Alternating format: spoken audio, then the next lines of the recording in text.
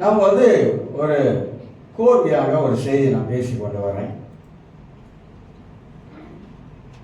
ஒருவருக்கொருவர் நாம் என்ன செய்ய வேண்டும், ஒருவருக்கொரு என்ன செய்ய வேண்டும் காரியத்தில் பைபிள்ல நிறைய வார்த்தைகள் இருக்கு. ஆண்டவராக இயேசு கிறிஸ்து யோவான் 17ஆம் அதிகாரத்துல பிதாவே நாம் ஒன்றாய் இருப்பது போல இவர்களும் ஒன்றாய் இருக்கும்படி இவர்களுக்காக வேண்டுகிறேன், ஒற்றுமைக்காக வேண்டிக் கொண்டார். ஒற்றுமை, ஒரு மனம், ஐக்கியத்துக்காக இயேசு அப்பொழுது வேண்டிக் கொண்டார் என்பதை பார்க்கிறோம். அந்த மாதிரி நாம இந்த ஒருவருக்கொரு என்ற காரியம் நிறைய விஷயங்கள் உள்ளடக்கப்பட்டிருக்குது. அதிலிருந்து எடுத்துதான் பரிசுத்தாவுடைய வேலை என்ன, ஆவியானவர் என்ன வேலை செய்து கொண்டிருக்கிறார் என்ற காரியத்தை உங்க மத்தியிலே சொல்லி வந்தேன். நான் நிறைய பேர் வரல, ஏன்னா உடம்பு சரியில்லை, காய்ச்சல், நிறைய பேர் காய்ச்சல், அதனால சில பேர் வர முடியாமல் போயிடுச்சு. அப்ப நம்மளோட வாழ்க்கையில பரிசுத்தாவியானவர் உடைய வேலையை எப்படி அவர் செய்து கொண்டு வராரு என்ற அடிப்படையில் தான் ஒரு ஆவிக்குரிய மனிதனை பத்தி பேசினேன். ஒரு ஆவிக்குரிய மனிதன் தேவ பயம் உள்ள மனிதன், ஆவிக்குரிய மனிதன் தேவனை அறிந்து வாழுகிற மனிதன். ஒரு ஆவிக்குரிய மனிதனாக நாம் எப்போது இருக்க வேண்டும். ஆவிக்குரிய மனிதனுடைய பண்புகள் வேற, குணாதிசயங்கள் வேற. கிறிஸ்டியன் கேரக்டர் ரொம்ப முக்கியம். எது இருக்குது, கிறிஸ்டியன் கேரக்டர் இருக்கும், கிறிஸ்துடைய குணாதிசயங்கள் இருக்கும், கிறிஸ்துவின் சாயலுக்கு மாறணும், ஒப்பாக மாறணும், மாறிக்கொண்டே வரணும். அதுதான் நம்ம பல காரியங்களை சொல்லி வந்தோம். அந்த அடிப்படையில் ஒரு ஆவிக்குரிய மனிதனாக இருக்கிறவன் அவனுக்கு ஆவிக்குரிய வீழ்ச்சி வருமா? வீழ்ச்சி வரும். ஆவிக்குரிய மனிதன் என்று சொல்லும் பொழுது அவன் ஆவியில பலன் உள்ளவனாக இருக்கணும் அப்படின்னு சொன்ன. ஆவியில பலன் இருக்கணும். வேதங்களை ஒவ்வொரு நாளும் பைபிள் வசனங்களை வாசிக்கிறவனாக இருக்கணும். ஒரு நாள் தேவ சமூகத்தில் ஜெபிக்கிற ஒரு மனிதனாக இருக்கணும். ரெண்டும் ஒரு ஆவிக்குரிய மனிதனை பலமா பிடிக்க வைக்கக்கூடிய ஒரு காரியம். இந்த ரெண்டும் ஒரு கிறிஸ்தவனுக்கு அவசியம். ஒரு கிறிஸ்தவனுக்கு இந்த ரெண்டு இல்லைனாக்கா ரொம்ப சீக்கிரத்துல ஆவிக்குரிய வாழ்க்கையில சரிந்து விழுவதற்கு நிறைய வாய்ப்புகள் இருக்குது, நிறைய சந்தர்ப்பங்கள் இருக்குது என்பதை நாம் அறிந்து கொள்ள முடியும். பைபிள் செம்சனை குறித்து நாம் பார்க்கிறோம். செம்சனை ஆண்டவரை அழைத்த நோக்கங்கள் வேற, ஆனா அவன் சரிந்து விழுந்தான். ஏன் சரிந்து விழுந்தான்? அவனுக்கு இருக்கிற அந்த தூர நோக்க தரிசனத்தை அவன் இழந்துட்டான்.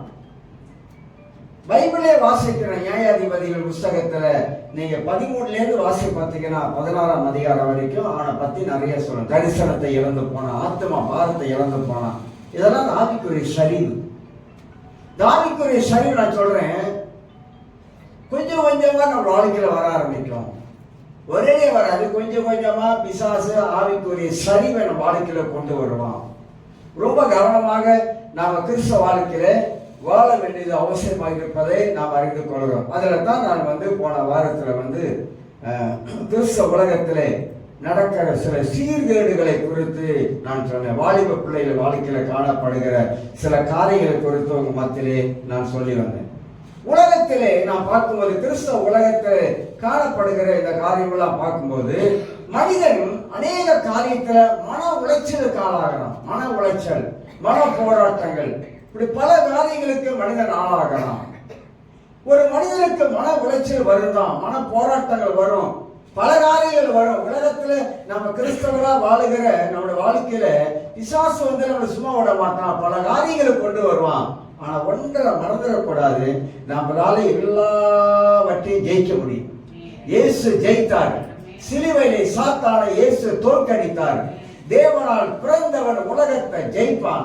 அவனுக்குள்ள இருக்கிற விசுவாசம் இந்த உலகத்தை ஜெயிக்கிற ஜெயமாக நம்ம வாழ்க்கையில மாற்றுவோம். நம்மளால ஜெயிக்க முடியும், நம்மளால சாத்தானை தோற்கடிக்க முடியும், நம்மளால முன்னுக்கு போக முடியும், முன்னோக்கி போக முடியும். நமக்குள்ள இருக்கிற தரிசனம் நம்மளை கீழே தள்ளாது. நமக்குள்ள இருக்கிற தரிசனம், அந்த விஷன் நம்மளை முன்னோக்கி போக வைத்துக் கொண்டே இருக்கும். அதான் சபைகளை நம்ம ஆரம்பிக்கிறோம். ஏன் சபைகளை ஆரம்பிக்கிறோம்? அது என்னோட உயிர் துடிப்பு. என்ன உயிர் துடிப்பு? அதுதான் நம்முடைய வாழ்க்கையில புது புது ஆத்துமாக்களை சபைக்குள்ளாக கொண்டு வந்து திருச்சபைகளை உண்டாக்குவதுதான். பவுல் அந்த காலத்துல மிஷனரி பிரயாணங்கள்ல சபைகளை ஆங்காங்கே ஸ்தாபித்தார் என்று வாசிக்கிறோம். சபைகளை ஸ்தாபிக்கிறோம். இன்னும் கர்த்தர் பல காரியங்களை செய்வார் என்பதை நான் நம்புறேன், விசுவாசிக்கிறேன். சபையை ஸ்தாபிக்கிற காரியங்களை கர்த்தர் நிறைய வழிகளை நமக்கு திறப்பார். நமக்கு அந்த பாரம் இருக்கும்போது, தரிசனம் இருக்கும்போது, அது காலம் சென்றால் நிச்சயமாக கர்த்தர் கதவுகளை திறக்க ஆரம்பிப்பாரு. புது புது ஆத்துமாக்கள் நமக்கு தர ஆரம்பிப்பாரு. இல்லாத இடங்களில் சபையில ஸ்தாபிக்கக்கூடிய காரியங்கள்லாம் கர்த்தர் வாய்க்கு செய்வாரு. புதிய ஜனங்கள் சபைக்குள்ள வருவாங்க, பின்மாறி போனவங்க சபைக்குள்ள வருவாங்க, சபைக்கே வராம வீட்டுல இருக்கிறவங்க திருச்சபைக்கு வருவாங்க. அதனால தான் நான் அங்க ஓடுறேன், அங்க போறேன். என் காலத்தை பார்க்கல, நேரத்தை பார்க்கல, என் வயசை பார்க்கல, அதை பார்க்கல, எதையும் பார்க்கல. கடவுளுக்காக இருக்கிற வரைக்கும், மூச்சு இருக்கிற வரைக்கும் ஓடிக்கொண்டே தான் இருக்கணும். என்னைக்கு ஆண்டவர் போதும் அப்படி நிப்பாட்டு அப்படின்றாரா அன்னைக்கு நின்ற அதோட அவ்வளவுதான். அது வரைக்கும் நம்முடைய ஓட்டத்தை நாம் என்றைக்குமே விடக்கூடாது.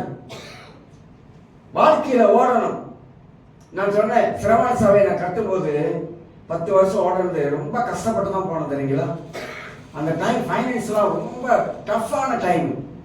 வருமானம் எனக்கு ரொம்ப கூட இல்லை, ரொம்ப கஷ்டமான சூழ்நிலை தான்.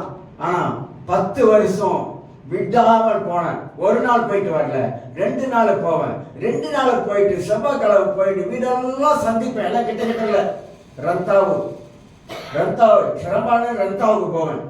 அங்கே போய் ஜனங்கள்லாம் சந்திச்சுட்டு சேர்ச்சில் வந்து பைபிள் ஸ்டடி வச்சுட்டு வருவேன்.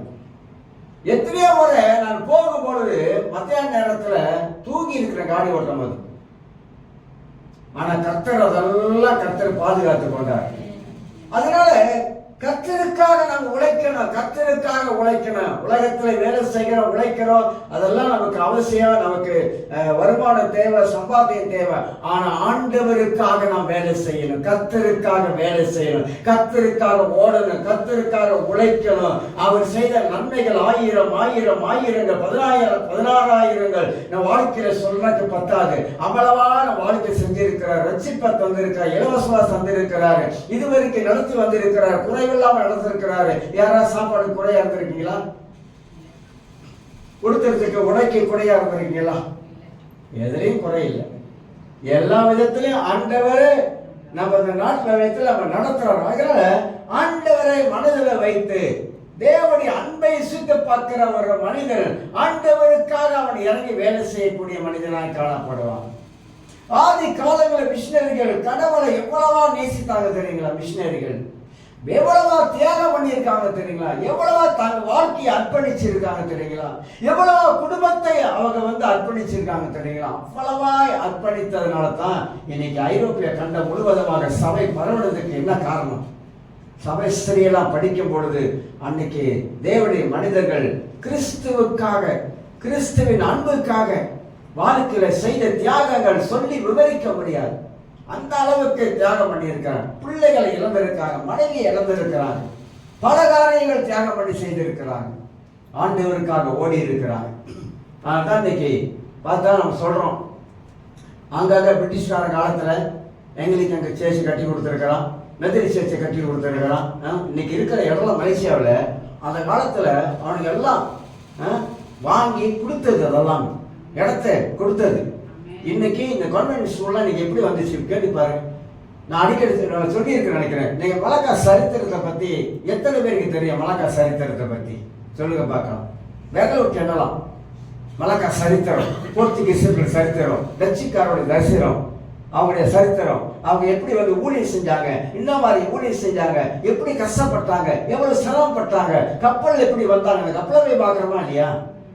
மழைக்கால போய் கப்பலை பார்க்குறோம், கப்பலை பார்த்துட்டு வந்துடுறோம். ஆனால் கப்பலை வந்தவங்களை பற்றி தெரிஞ்சிருக்கிறோமா, அறிஞ்சிருக்கிறோமா? இல்லை. அவ்வளவு கஷ்டப்பட்டலாம் கனவுடைய சுவிசேஷத்தை அறிவிப்பதற்காக, தேவனுடைய நற்செய்தியை அறிவிப்பதற்காக அன்றைய மனிதர்கள் எல்லாம் அவ்வளவா தியாகம் பண்ணியிருக்காங்க. அதனால தான் மலேசியாவில் சபைகள் பெருகி இருக்குது, வளர்ந்திருக்கிறது. ஆத்தும அறுவடையை கர்த்தர் தந்திருக்கிறார். பெரிய பெரிய காரியங்கள்லாம் கர்த்தர் செய்திருக்கிறார் என்பதை நாம் பார்க்கிறோம். காரணம் கிறிஸ்துவின் அன்பு. கிறிஸ்துவின் அன்பினாலே பவுல் சொல்றாரு, நாசமா மோசமா பசியோ பட்டினி எதுவோ கிறிஸ்துவின் அன்பை விட்டு யாரும் என்னை பிரிக்கவே முடியாது. கிறிஸ்துவின் அன்புக்குள்ளாக வாழணும், கிறிஸ்துவின் அன்பிலே கட்டப்படணும், அந்த அன்பிலே வளரணும். இயேசு செய்த காரியத்தை நாம் நினைக்கும் போது அவருக்காக நாம் வேலை செய்ய வேண்டும் என்பதை நாம் அறிந்து கொள்ள வேண்டும். ஆகினால் உலகத்திலே மனிதர்கள் பலவிதமான மன உளைச்சலுக்குள்ளாக பல காரியத்தில் பலவிதமான காரியம் நடக்கிறது. ஆனா கர்த்தர் எல்லாவற்றுக்கும் பதில் கொடுக்கிறவர், எல்லாவற்றையும் ஆசீர்வதிக்கிறவர், நடத்துகிறவர் என்பதை அறிந்து கொள்ள வேண்டும். ஆக மனித வாழ்க்கை இன்னைக்கு பார்க்கும்போது கேள்விக்குறியாகவே இன்னைக்கு நிற்குது. என் வாழ்க்கையில முன்னுக்கு போக முடியலங்க. ஏன் போக முடியல? ஆவிக்குரிய வாழ்க்கையில என்னால முன்னுக்கு போக முடியலங்க.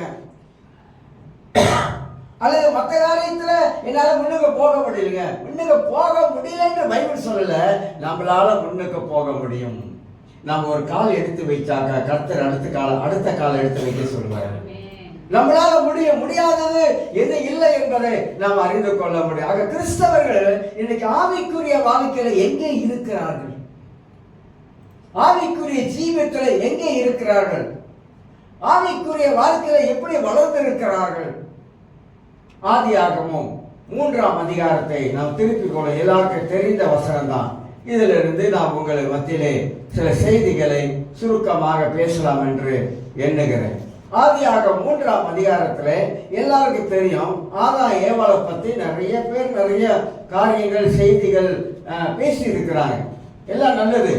ஆனா 9ஆம் வசனத்துல, அப்பொழுது தேவனாகிய கர்த்தர் ஆதாமை கூப்பிட்டு நீ எங்கே இருக்கிறாய் என்றார். ஆதாம் இருந்த இடம் எங்கே? இப்ப இருக்கிற இடம் எங்கே? ஆதாம் இருந்த இடம் ஏதேன் தோட்டத்திலே ஆண்டவர் வைத்திருந்தாரு. ஆசீர்வாதமான ஒரு தோட்டத்துக்குள்ள வச்சிருந்தாரு. அவனுக்கு எந்த குறைவில்லாமல் கர்த்தர் தோட்டத்தில் வைத்திருந்தாரு. அவன் ஆசீர்வாதமா இருக்க வேண்டும், மனிதன் ஆசீர்வாதமா இருக்க வேண்டும் என்பதற்காக. ஆனா இன்னைக்கு மனித வாழ்க்கையில இடையில நுழைகிறவன் தான் பிசாசு. மனிதன் நல்லா இருக்கும் போது அவன் தேவனோட கூட நெருங்கி வாழும் பொழுது இந்த பிசாசு சும்மா மனிதனை தொல்லை பண்ணுவான். ஏன் தொல்லை பண்றானாக்கா, அவனை எப்படியாவது கீழே தள்ளுறதுக்காக தான் மனிதனுடைய வாழ்க்கையில பிசாசு தொல்லை பண்ணி கொண்டே இருப்பான். இப்ப கர்த்தர் கேட்கிறாரு, ஆதாமை பார்த்து, ஆதாமே எங்கே இருக்கிறார்? என் ஆண்டவருக்கு தெரியாதா? ஆதாம் எங்கே இருக்கிறான் என்பது ஆண்டவருக்கு தெரியும். ஏன் கேட்குவதற்கு என்ன காரணம்? அவன் சரிஞ்சு விழுந்துட்டான். ஆவிக்குரிய நிலையில இருந்தவன், ஆவிக்குரிய கண்கள் திறக்கப்பட்டவன், ஆவியின் மனிதனாக வாழ்ந்தவன். அவனுக்குள்ளாக தேவ பரிசுத்தம் இருந்தது, மனசாட்சி பரிசுத்தம், சிந்தையில பரிசுத்தம். அவன் பரிசுத்தம் உள்ளவனாய் காணப்பட்டான். அந்த பரிசுத்தத்தை குலைப்பதற்காக சாத்தான் போட்ட ஒரு தந்திரம், சாத்தான் போட்ட ஒரு திட்டம். அந்த பழத்தை சாப்பிட்டதனாலே அவன் இருவருமாக அவர்கள் பாவத்தில் விழுந்தார் என்பது நமக்கு எல்லாருக்கும் தெரியும். ஆனா விழுந்த பிற்பாடு என்ன சம்பவம் நடக்குது? அவன் தேவனுடைய பரிசுத்தத்தை விட்டு அவன் வலிமைக்கு கீழே விழும்பொழுது, சரிஞ்சு விழும்பொழுது அவனுடைய ஆவிக்குரிய நிலைமை சீர்குலைஞ்சிருச்சு. அறிஞர்களை நல்லா அறிந்து கொள்ளணும். ஒரு மனிதனுடைய வாழ்க்கையில இருள் வரும் பொழுது நாம கீழே சரீரம். ஒரு மனித வாழ்க்கையில இருள் பிசாசு கொண்டாந்து வைக்கும் பொழுது கர்த்தர் அவளை பார்த்து கேட்க ஆரம்பிக்கிறார், ஆதாமை போல ஆதாமே எங்க இருக்கிறார்? எங்க இருந்தப்ப எங்க இருக்கிறார்? அவன் சொன்ன பதில் சரியா இருக்கணும். அவன் சொன்ன பதில் தப்பான பதில் ஆயிடுச்சு. தவறான பதில் சொல்ல ஆரம்பிக்கிறான். என்ன பதில் சொல்ல ஆரம்பிக்கிறான்? அப்பொழுது அவர், நீ நிர்வாணி என்று உனக்கு அறிவித்தவன் யார்? அவன் கேட்கிறான், நான் பயந்துட்டேன். நம்ம பயம் எங்கிருந்து வந்துச்சு? நான் நிர்வாணியா இருக்கிறேன், உனக்கு சொன்னது யாரு? நீ இதுக்கு முன்னாடி நிர்வாணியா தான் இருந்தப்பா, அது பரிசுத்தமா இருந்தது உனக்கு. இப்போ உன் கண்ணு திறந்துருச்சு, உனக்கெல்லாம் ஒரு பயம் வந்துருச்சு அப்படின்னு சொல்லிட்டு, அதற்கு அவர், நான் தேவனுடைய சத்தத்தை தோட்டத்தில் கேட்டு, இதுக்கு முன்னாடி கேட்கலையா? தேவ சத்தத்தை கேட்கலையா? ஞானாம் ஜாமத்தில் ஆண்டவர் தோட்டத்தில் பேசும்போது கடவுள் சத்தத்தை நீ கேட்கலையா? இப்பதான் புதுசா என் சத்தத்தை நீ கேட்கிறியா? அப்ப கர்த்தர் கேட்பதற்கு என்ன காரணம்? ஏன் கேட்கிறார் ஆண்டவர்?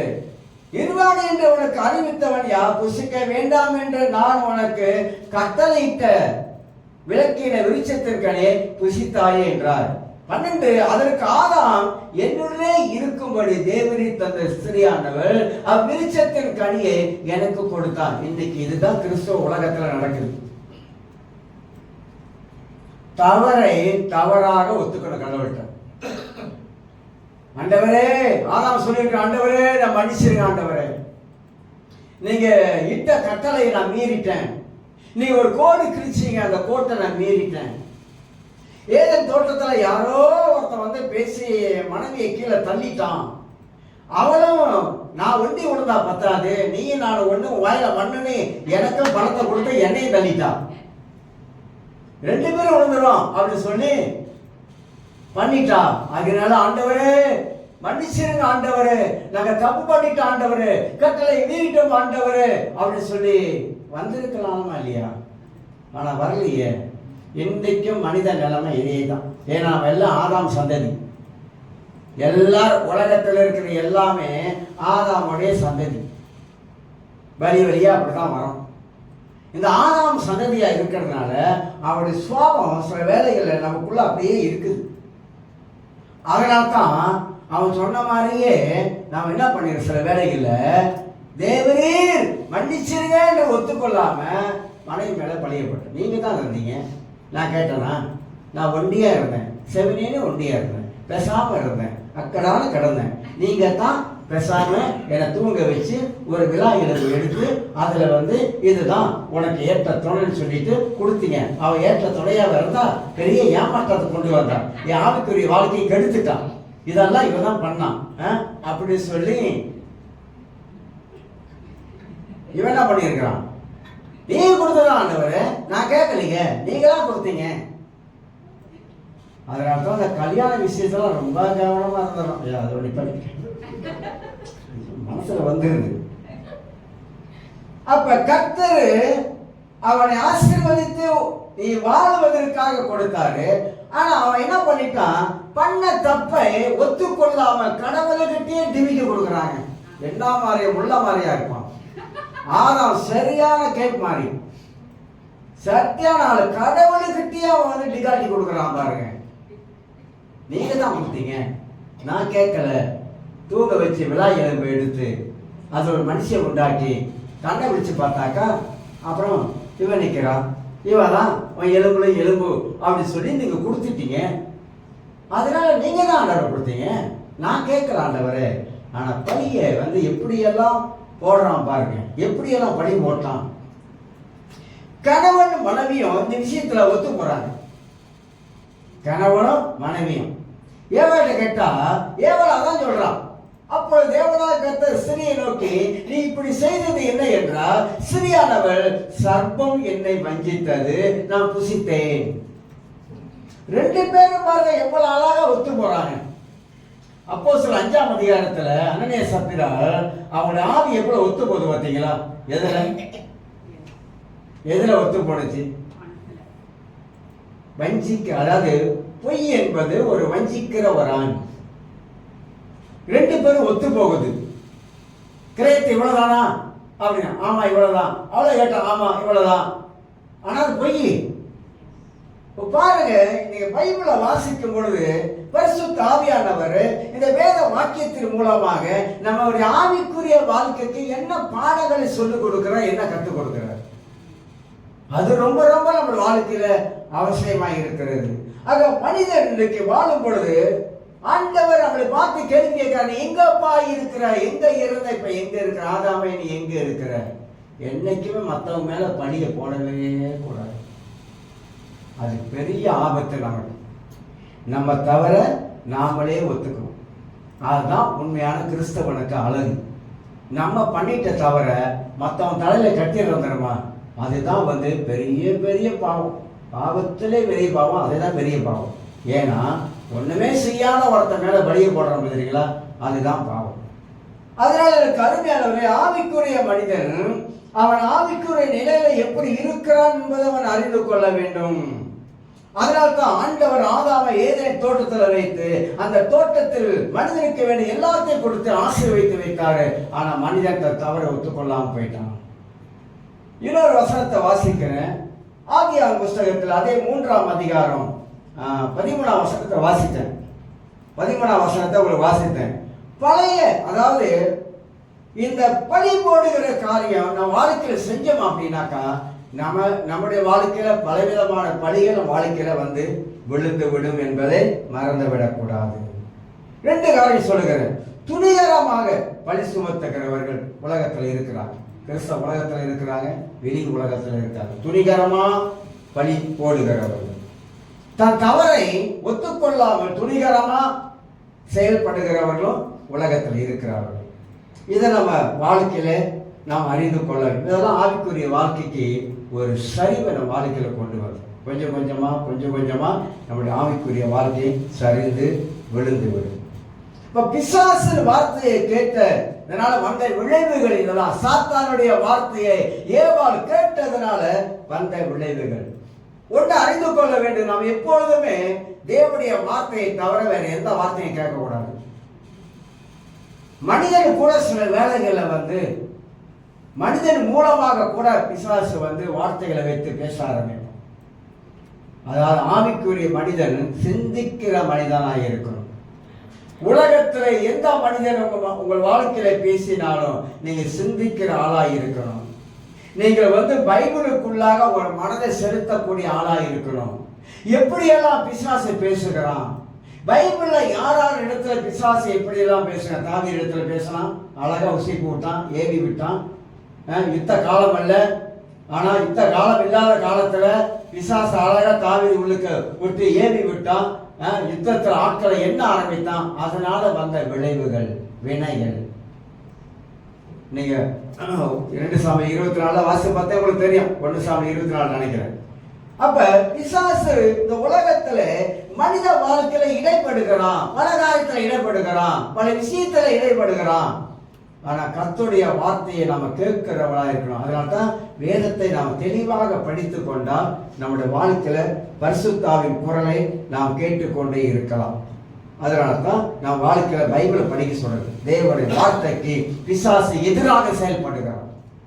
மனித வாழ்க்கையில தேவ வார்த்தைக்கு தான் பிசாசு எதிராக நிற்கிறான், எதிராக செயல்படுகிறான், எதிராக பல காரியங்களை கொண்டு வருகிறான், பல எண்ணங்களை கொண்டு வருகிறான், பல சிந்தனைகளை கொண்டு வருகிறான், பலவிதமான காரியங்களை மனிதனுக்குள்ளாக வைத்து திணிக்கிறான். ஆனா ஒரு ஆவிக்குரிய மனிதன் அவன் வேதத்துக்கு அவன் போகக்கூடும் என்றா, அவனுக்குள்ளாக வேத அறிவு இருக்கக்கூடும் என்றா, அவன் வேதத்தையே எடுத்து திருப்பி பார்க்கிறான். மனுஷனாக பைபிளை திருப்பி பார்க்கணும், பைபிளை திருப்பி படிக்க ஆரம்பிக்கணும். வேதம் நமக்கு என்ன சொல்லுகிறது என்பதை ஒரு ஆவிக்குரிய மனிதன் அறிந்து கொள்ள வேண்டும்.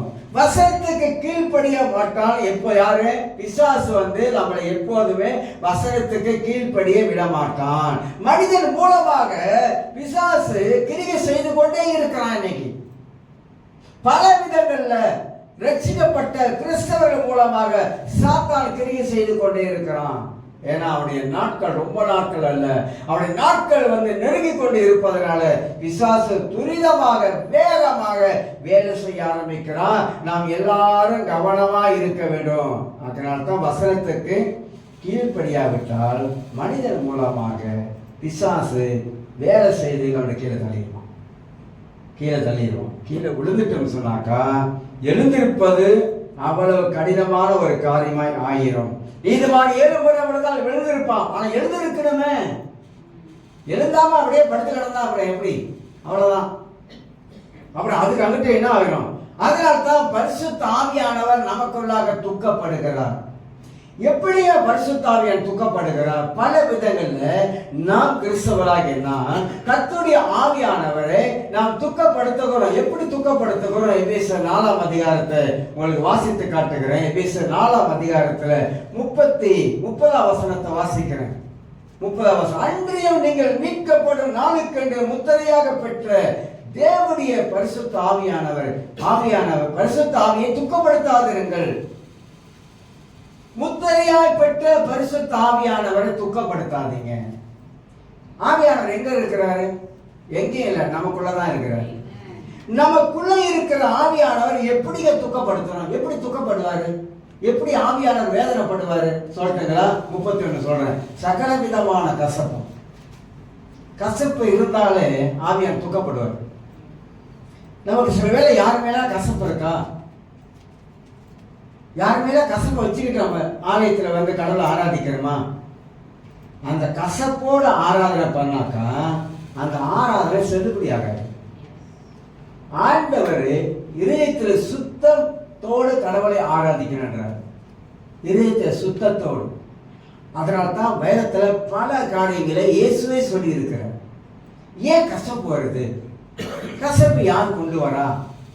கசப்பு ஆவியானவர் கொண்டு வரல. கசப்பு என்பது பிசாசின் வேலை. சாத்தான் தான் நம்ம வாழ்க்கையில இந்த கசப்பை கொண்டு வருகிறான். மனக்கசப்பை கொண்டு வருகிறான், மன பகைமையை கொண்டு வருகிறான், மன வெறுப்பை கொண்டு வர்றான். இதெல்லாம் பிசாசின் வேலைங்க. நல்லா தெரிஞ்சுக்கொள்ளுங்க. ஆவிக்குரிய மனிதனுக்கு இது இருக்கவே கூடாது, இருக்கவே கூடாது. நான் ஏன் சொல்றேன்? என் அனுபவத்தில் சொல்றேன். நான் ஊழியத்துல பல காரியத்துல கடந்து வந்தாலும், தரைமட்டமா கடந்து வந்தாலும், ஆனா உள்ளத்துல மட்டும் கசப்பை நான் வச்சதே இல்லை. இந்த இடத்துல என்ன சொல்றேன்? கசப்பை வச்சதே இல்லை. ஏன்னாக்கா அது பிசாசோடைய ஆயுதம். அந்த ஆயுதத்தை நான் வச்சிருந்தேன்னா கர்த்தரை ஆசீர்வதிக்க முடியாது. அந்த ஆயுதத்தை நான் வச்சிருந்தேன்னா கர்த்தரை வழி நடத்த முடியாது. கர்த்தரை ஜெபத்தை கேட்க முடியாது, கேட்க மாட்டார். எனக்குள்ள இருக்கிற பரிசுத்த ஆவியானவர் எனக்குள்ள இருந்து செயல்படுகிறார், எனக்குள்ள இருந்து உணர்த்துகிறார், எனக்குள்ள இருந்து பேச ஆரம்பிக்கிறார். அதனால்தான் கசப்பு என்பது அது வேர், சாத்தானுடைய வேர். அது பிடிக்க இருக்கிறது. ரெண்டாவது சொல்ல கோபமும் நமக்கு தெரியும். கோபம், இயற்கையான கோபம் இருக்கு, மூர்க்க கோபம் இருக்குது, அடிதடி கோபம் இருக்குது, உடைக்கிற கோபம் இருக்குது. உடைக்கிற கோபம் தெரியுங்களா? கண்ணாடி, அலமாரி, டிவி எல்லாம் உடைக்கிற கோபம் இருக்குது. இப்படி பல கோபம், கொலை செய்கிற கோபம் இருக்குது. கோபத்தில் விதவெல்லாம் இருக்குது. சாதாரண கோபம் வர, கோபத்தில் கத்தி எடுத்து குத்துற கோபம் இருக்குதா இல்லையா? உலகத்தில் நடக்குதா இல்லையா? எத்தனை பேர் கொலை பண்ணுறானுங்க. இப்போ பயங்கரமாக ஜெபிக்க வேண்டியது என்ன தெரியுங்களா? காலேஜில் பிள்ளைகளை போய் சேர்த்து படிக்கிறதுக்காக அவ்வளோ பாதுகாப்பு தேவையாக இருக்குது. இப்போ காலேஜில் படிக்கிற பிள்ளைங்களுக்கு அவ்வளோ பாதுகாப்பு தேவை. பிள்ளைகளுக்காக ஜெபிக்கணும், பாதுகாப்புக்காக ஜெபிக்கணும். படித்து முடிக்கிற வரைக்கும் தேவ கிருபை இருக்கணும். ஏன்னா என்னென்னவோ நடக்குதுங்க. இன்னைக்கு நடக்காத காரியமெல்லாம் இன்னைக்கு நடக்குது. இந்தியாவில் பாருங்க, ஒரு பகுதியில் எத்தனையோ வருஷத்துக்கு பிற்பாடுங்க, எத்தனையோ வருஷத்துக்கு பிற்பாடு, குறைஞ்சது 20-25 வருஷத்துக்கு பிற்பாடு பெண்கள் பணத்தை தோண்டி எடுக்கிறானுங்க. எத்தனையோ பெண்கள், 80-90 பெண்களை சாவடிச்சிருக்காங்க, பிள்ளைகளை சாவடிச்சிருக்கானுங்க, குழந்தைகளை சாவடிச்சிருக்கானுங்க. பயங்கரமா பயங்கரமா சாவடிச்சிருக்கிறானுங்க. இப்ப அந்த இதெல்லாம் ஒருத்தன் வந்து சொல்லி எல்லாமே இப்ப கண்டுபிடிக்கிறாங்க. அப்ப மனிதன் என் பிள்ளைய காணாம வச்சு, என் பிள்ளை காணாம வச்சு, பிள்ளை காணாம வச்சுனா பிள்ளை காணாம போல இங்க முடிச்சானுங்க கதையை. நிறைய 1985 நடந்துட்டு வர்றான் அதெல்லாம். அப்ப உலகத்துல அநியாயம் பெருகுது, உலகத்துல அக்கிரமம் பெருகுது, உலகத்துல கொலை வெறி கொண்டு இருக்குது. இப்படி மனிதன் மத்தியிலே பிசாசு பயங்கரமாக வேலை செய்கிறான். மனிதன் மத்தியிலே பயங்கரமா பிசாசு கிரியை செய்ய ஆரம்பிக்கிறான். கிறிஸ்தவர்கள் விழிப்பாய் இருக்கணும், விழிப்பாய் இருக்கணும். நம்ம வயசெல்லாம் போகுதுங்க, 16லயே இருக்கல, என்று 16 அப்படியே இருக்கல. அந்த என்று 16 தாண்டி பக்கத்துல ஒரு ஆள் போட்டீங்கன்னா 66 ஆச்சு. எல்லாம் தாண்டி போயிட்டு இருக்குது, தாண்டி போய்கிட்டே இருக்கிறோம். நம்ம போற இடத்த நாடி நம்ம போய்கிட்டே இருக்கிறோம் அந்த உலகத்துல. அதனால உலகத்துல போக போக போக பயங்கரமான அக்கிரமம் பெருகுது ஒழிய அக்கிரமம் குறைஞ்ச பாடில்லை. எந்த நாட்டை எடுத்துக்கொள்ளுங்க, எங்க பார்த்தாலும் பணத்துக்காக லஞ்சம்.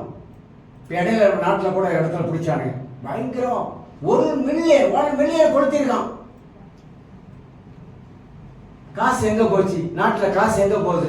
யார் கொள்ளை அடிக்கிறான்? எவன் தின்றான்? அநியாயக்காரன், அக்கிரமக்காரன் எங்க இருக்கிறான்? இங்கதான் இருக்கிறான்.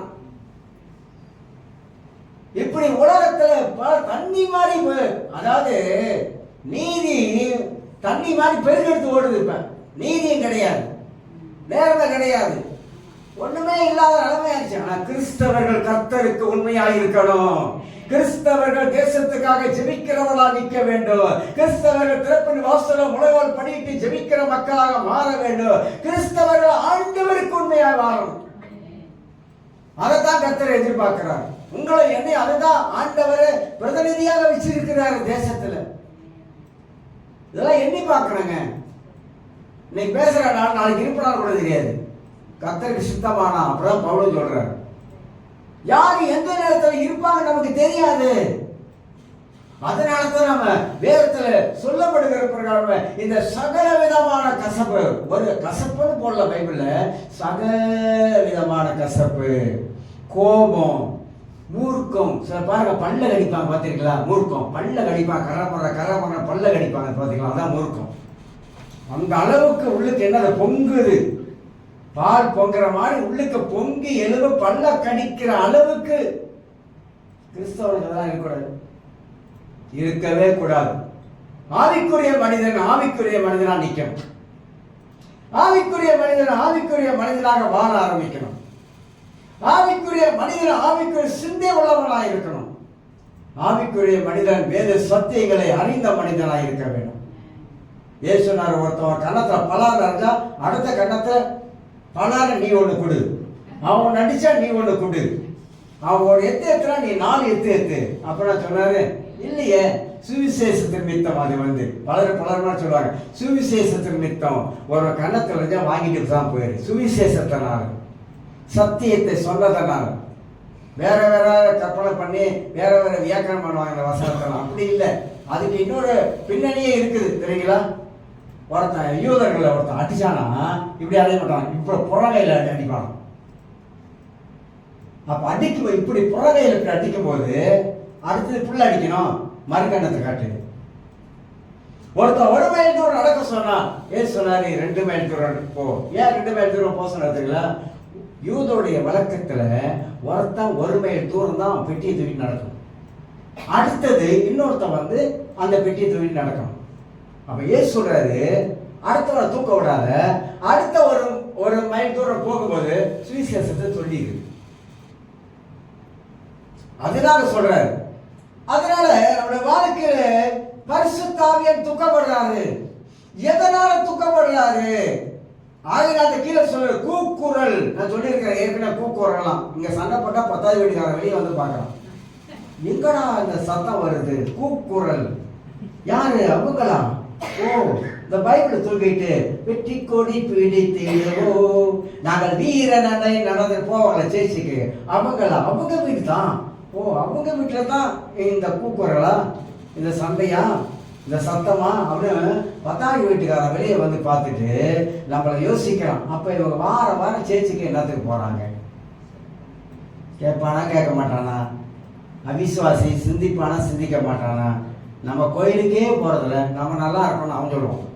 நம்ம கோயிலுக்கே போறதில்ல, நம்ம குடும்பம் நல்லா இருக்கு, சத்தம் இல்லாம இருக்குது, அமைதியா இருக்குது. கோயிலுக்கு போறாங்க, அங்க போதிக்கிறாங்க, போதனை கேட்டுட்டோம், இப்படி சண்டையா வீட்டுல. அப்ப நாம் யோசிப்பானா? யோசிக்க மாட்டானா? இதெல்லாம் நம்ம யோசிக்கணும். ஆவிக்குரிய மனிதனாக நம்ம வாழ நம்ம பழக வேண்டும். அடுத்தது இன்னொரு வார்த்தை சொல்லுது பாருங்க, தூஷணமும். அம்மா, நம்ம ஆளுங்க தூசிக்கிற மாதிரி தூஷணம் உலகத்துல யாருமே தூசிக்க மாட்டாங்க. நாசமா போயிருது, உருப்பிட மாட்டாங்க. நம்ம ஆளுங்க நிறைய ரட்சிக்கப்பட்டவங்க எவ்வளவு பேரு பல விதங்களை தூசிக்கிறாங்க. நாம எவ்வளவு மற்றவங்களை சூழ்ச்சிக்கிறோமோ அந்த அளவுக்கு திருப்பி நம்மளே அடிக்காது. கிறிஸ்தவன், அதாவது யாக்கோபு பழக சொல்றாரு, ஒரு கிணத்துல தித்திப்பும் சுரப்பும் வராது, சபித்தலும் ஆசீர்வாதமும் ஒரு வாயிலிருந்து வரக்கூடாது. கிறிஸ்தவர்கள் வாயில ஆசீர்வதிக்கிற வார்த்தையை தவிர சாபம் என்ற வார்த்தையை வரக்கூடாது. நீ சபிக்கிற வார்த்தை நீ பேச ஆரம்பித்தாக்கா நீ கடவுளை அதே வாயினால் தான் துதிக்கிற. சோத்திரம் சோத்திரம் சோத்திரம் சோத்திரம் ரசமா போனவன, சோத்திரம் சோத்திரம் சோத்திரம் சோத்திரம் வீணா போனவன, சோத்திரம் சோத்திரம் சோத்திரம் சோத்திரம் நீ உருப்பிட மாட்டேன். சோத்திரம் சோத்திரம் சோத்திரம் அப்படின்னா எப்படி சொல்லுங்க? ஒரே வாய் தாங்க. இங்க துதி தான் வரணும், ஆசீர்வாதம் வரணும். நமக்கு ஆண்டவருடைய ஆவியான உள்ள இருப்பதனால ஆசீர்வாதமான வார்த்தைகள், அவன் கெட்டவனோ நல்லவனோ மோசமானவனோ உன் வாயிலிருந்து ஆசீர்வாதமான வார்த்தைகளே நீ பேச ஆரம்பிக்கணும். அதுதான் ஆவிக்குரிய மனிதன். இதெல்லாம் கஷ்டம் சார், ரொம்ப கஷ்டம் சார். நீங்க சொல்லுவீங்க, என் இடத்துல இருந்து பாருங்க, அப்ப உங்களுக்கு தெரியும் யார் இடத்துல இருந்தாதான் என்ன, எந்த இடத்துல இருந்தாதான் என்ன. நமக்குள்ள இருக்கிற ஒரு பெரிய, நாம கடவுளுடைய நாமத்தை உயர்த்தும்படியாகத்தான் கர்த்தரை வச்சிருக்கிறோம். எந்த மனுஷனிடத்தில் தேவ நாமத்தை நம்ம மகிமைப்படுத்ததான் கர்த்தரை வச்சிருக்கிறோம். பூமியிலே அவர் நாம் துதிக்கிறோம். ஏன் துதிக்கிறோம்னாங்க, அவர் எல்லா நாமத்துக்கு மேலான நாமம் உடையவர். நம்ம எல்லாருடைய பிள்ளைகள், அவரால் பிறந்தவர்கள், அவருடைய பிள்ளைகளாக உலகத்தில் வாழுகிறோம். அவரோட பிள்ளைகளாக வாழ்வதனால கிறிஸ்து நமக்கு தேவனாய் இருக்கிறார், அப்பாவா இருக்கிறதுனால அவர் பிள்ளைகள் பூமியிலே அவர் நாமத்தை நாம் மகிமைப்படுத்த வேண்டிய எல்லா ரீதியிலும் தூஷணம் வேண்டாம், தூஷணம் வேண்டாம். 4 பேர் கூட நல்லதை பேசுங்க, 4 பேர் கூட நல்ல வார்த்தைகளை சொல்லுங்க. 4 பேர் கூடனா கடவுள் நாமத்தை மகிமைப்படுத்தபடியாக கடவுளுடைய வார்த்தைகளை பேச ஆரம்பிங்க. நீங்க எவ்வளவுக்கு மற்றவங்களை தூசிக்கிறீங்களோ அந்த அளவுக்கு உங்க ஆவிக்குரிய வாழ்க்கை அப்படியே மலை போல சரிஞ்சு கீழே போயிடும். உங்களோட வாழ்க்கையில நீங்க அப்படி கீழே போயிடுச்சுனாக்கா நீங்க பேச பேச பேச சாத்தானுடைய கிளைகள் உங்க வாழ்க்கையில அதிகமாக செயல்பட ஆரம்பிக்கும். ஏன் செயல்பட ஆரம்பிக்கிறனாக்கா, தூஷணம் என்பது சாத்தானுடைய வார்த்தை. அதை பேச பேச பேச பேச உங்க வாழ்க்கையில அந்த கிரியை அதிகரிக்க ஆரம்பிக்கும். நீங்க ஆசீர்வாதமாக இருப்பது கஷ்டமாகி ஏன்னா கர்த்தர் அதெல்லாம் கேட்கிறார். கர்த்தர் காது கொடுத்து எல்லாவற்றையும் கேட்கிறவராக இருக்கிறார். பைபிளை நன்றாக வாசித்து பாருங்க. தூஷணம் வேண்டாம். மற்ற எந்த துர்க்குணமும் உங்களை விட்டு நீங்க கடவுள். எந்த துர்க்குணம், கெட்ட குணம், கெட்ட எண்ணம், கெட்ட சிந்தை, தமிழ்ல பல வார்த்தைலாம் சொல்லுவாங்க, அதெல்லாம் வேண்டாம். இந்த கெட்ட குணம் மனுஷ வாழ்க்கையில வெட்டி எரியும். பரிசுத்த ஆவியானவர் நமக்குள்ள இருக்கிறதுனால அவர் கெட்ட குணத்தை உருவாக்க மாட்டாரு. இப்படிலாம் இருக்கிறதுனால தான் பரிசுத்த ஆவியானவர் துக்கப்படுறாரு. உள்ளுக்கு இருக்கிற ஆவியான துக்கப்படுகிறார். ஆக ஆவிக்குரிய மனிதன் இந்த தேவனுடைய ஆவியான துக்கப்படுத்துவதற்கு என்ன காரணம்னாக்கா, இதுதான் காரணமா இருக்குது. அப்ப தேவனுடைய இருதயத்தை வேதனைப்படுத்தக்கூடாது. கடவுள் வேதனைப்படுகிறவராய் இருக்கிறாரு. ஆக பிசாசின் வேலை என்ன? மனிதன் தேவனுக்கு எதிராக வாழணும். மனிதன் தேவனுக்கு பிரியமாக வாழக்கூடாது. மனிதன் அவன் வாயில வர வார்த்தை அவன் பிரியமாக பேசக்கூடாது. கடவுளுக்கு பிரியமான வார்த்தைகளை பேசக்கூடாது. அவன் எதிராக தான் பேசணும். அப்படி எல்லா பிசாசுடைய வேலைகள் செயல்பட ஆரம்பிக்கிறது. இன்னொரு வார்த்தை சொல்லி சுருக்கமா முடிக்கிறது. மனிதன் தன் வாழ்க்கையில ஏன் இப்படி வாழ்றானாக்கா, மனம் திரும்ப மனிதன் மறுக்கிறான். ஆவிக்குரிய மனித வாழ்க்கையில ஆவியான பேசலையா? ஆவிக்குரிய மனிதனாக இருக்கிற நம்முடைய வாழ்க்கையில ஆலயத்துக்கு வரும்போது வசனத்தின் ஊடாக தேவன் கிரியை செய்யா? ஆவிக்குரிய மனிதனுக்கு பைபிளை வாசிக்கும் போது அதிலிருந்து பரிசுத்த ஆவி நம்ம உள்ளத்துல பேச ஆரம்பிக்கலையா? என்ன சொல்ல ஆரம்பிக்கிறார் ஆவியானவர்? நம்முடைய மனிதனுடைய மனம் திரும்பக்கூடாத இடத்துல நாம் இருக்கக்கூடாது, மனம் திரும்பி வாழணும். இது பிசாசோட தந்திரம். பிசாசு யார் சொன்னாலும் கேட்காது, யார் சொன்னாலும் நீ கேட்காது, யார் சொன்னாலும் கேள்விப்படாத. உன் மனம் போல நீ வாழ ஆரம்பி, உன் எண்ணம் போல வாழ ஆரம்பி. இப்படி சாத்தான் நம்ம மனதில் பேச ஆரம்பிக்கும். பைபிள் அருமையான சம்பவங்கள்லாம் இருக்குது. 1 ராஜாக்கள் 19ஆம் அதிகாரத்தில் இல்லை மன்னிக்கணும், பழைய ஏற்பாட்டில் ராஜாக்கள் புத்தகத்தை வாசிக்கும் போது 19 ராஜாக்கள் கடவுளுக்கு பிரியமில்லாமலே வாழ்ந்தாங்க. 19 ராஜா. இந்த 19 ராஜா, அதாவது இஸ்ரவேல்ல ராஜா இருந்தாங்க, அப்புறம் யூதேயாவில ராஜா இருந்தாங்க. ஆனா இஸ்ரவேல்ல இருந்த ராஜா 19 ராஜாக்கள் கடவுளுக்கு பிரியமில்லாத காரியம் செஞ்சாங்க. கடவுளுக்கு பிரியமில்லாமலே வாழ ஆரம்பித்தாங்க.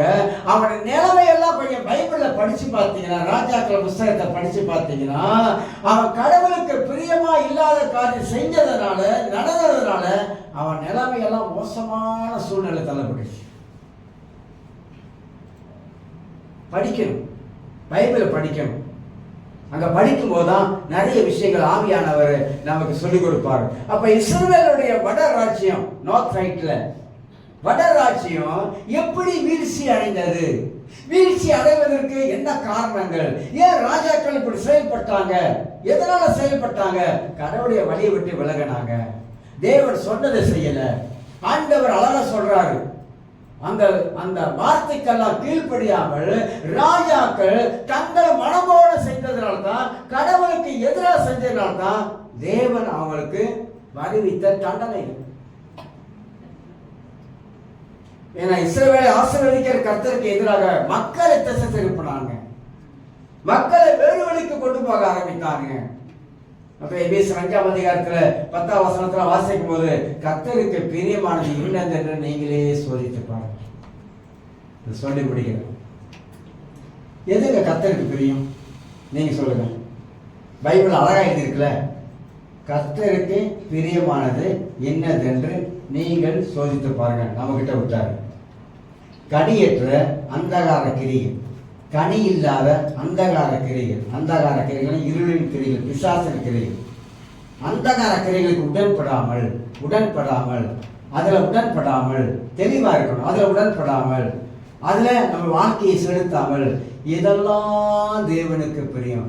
நான் செய்வது தேவனுக்கு பிரியமா இருக்குதா? நான் பேசுறது தேவனுக்கு பிரியமா இருக்குதா? நான் சிந்திக்கிறது தேவனுக்கு பிரியமா இருக்குதா? எரேமியா புத்தகத்தை 18ஆம் அதிகாரத்துல வாசி பாருங்க. 18 வாசி பாருங்க. 18:23 வாசி பாருங்க. எரேமியா அடிக்கடி தேவனுடைய வார்த்தை பேசிக்கொண்டே இருக்கிறான்.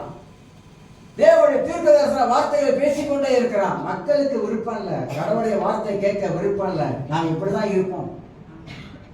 நீ சும்மா கர்த்தர் இப்படி பண்ண போறாரு, கர்த்தர் அப்படி பண்ண போறாரு, கர்த்தர் உன்னை பாட்டில கொண்டு போவாரு, இதெல்லாம் நீ சொல்லாத. சொல்லிட்டே இருந்தான். என்ன பண்றாங்க? எல்லாரும் சேர்ந்து எல்லாரும் கூடிட்டாங்க. எல்லாரும் கூடி அவனுக்கு விரோதமாக தீமையான ஆலோசனை பண்ணனானுங்க. நான் இதெல்லாம் ரொம்ப படிக்கும் போது நான் என்ன உணர்றேன் தெரியுங்களா? பூமியிலே மனுஷன் பேசுவதை கர்த்தர் கவனித்து கேட்கிறாரு. ஒரு தீர்க்கதரிசிக்கு விரோதமாக அவனுடைய சொந்த ஊர்ல இருக்க ஆனோத் என்ற ஊர்ல இருக்கிற மக்கள் கூடி பேசும்போது அவனை கொலை பண்ணிடணும், அவனை சாகடிச்சிடணும், அவனை உயிரை வைக்க கூடாது, சதி திட்டம் பண்றானுங்க, திட்டம் போடுறானுங்க. அந்த திட்டத்தை கர்த்தர் காது கொடுத்து கேட்டாரு.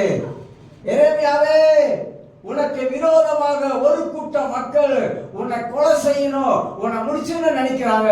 ஒருவனும் மேல கை போட முடியாது ஆண்டவர். எரேமியாவே, பயப்படாத, ஒருவனும் மேல கை போட முடியாது. கர்த்தர் கேட்கிறாரு, பேசுறத கர்த்தர் கேட்கிறாரு. நம்ம என்ன திட்டம் போடுறோம் கர்த்தர் பார்க்கிறாரு, என்ன யோசனை பண்றோம் கர்த்தர் கேட்கிறாரு. யாருக்கு விரோதமாக என்ன காரியத்தை செயல்பட நினைக்கிறோம் கர்த்தர் கேட்கிறாரு என்பதை மனதில் வரட்டும், ஆவிக்குரிய மனிதனுக்கு வரட்டும். கர்த்தர் கேட்கிறார், நான் பேசுவதை கர்த்தர் கேட்கிறாரு, கர்த்தர் கவனித்து கேட்கிறாரு, என் சிந்தையை கர்த்தர் அறிந்திருக்கிறார் என்ற அந்த ஆவிக்குரிய மனிதனுக்கு தேவனுடைய பயம் வரட்டும். கர்த்தர் கேட்கிறார். எல்லாரும் நன்றி ஆண்டவரே.